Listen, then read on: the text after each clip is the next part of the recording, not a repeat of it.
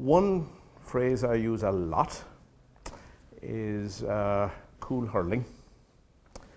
There are some of the world who feel that every matter should be addressed aggressively and very quickly, and I've never subscribed to it. And I was very pleased to see an article 2 or 3 weeks ago on the BBC website on their magazine section on the same question. And I was very assured to learn that there is an emerging view that leaders who take their time on decisions and think them through have more long-term impact than people who are up and at it, full of dynamism. So I'd say I fall into that category.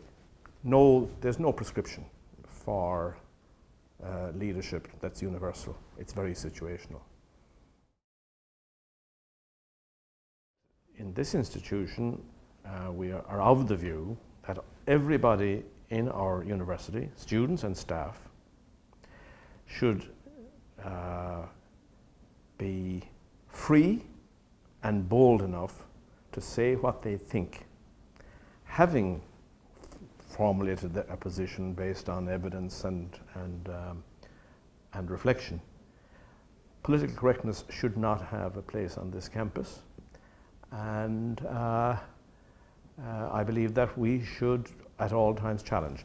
Historically, the role of universities internationally has been to hold up the mirror to power, and I don't think that we have done that effectively in Irish universities in the last decade or two, and we were making a statement here in UCC that this university is going to do so.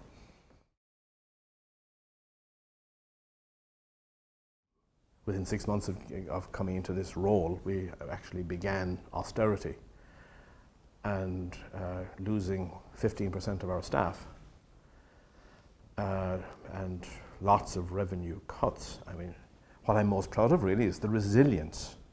That's what I should have come to. It's the resilience of the staff and students of the university in the face of all of that. And it isn't the president, by the way, who determined that. It is the culture of the university and the loyalty that people have to this place. You wouldn't have lived through it, but when you have, as I said, staff numbers being drastically cut, pay being cut effectively 3 times, holidays being shortened, longer working weeks, no promotion, and yet people came into work and provided services almost as if nothing had happened. So that the survey, the student satisfaction surveys all the way through, have shown that over 90% of our students, our student cohorts, are satisfied or delighted by the experience they have here. That's what I'm most proud of, what has been achieved by our staff in very difficult circumstances.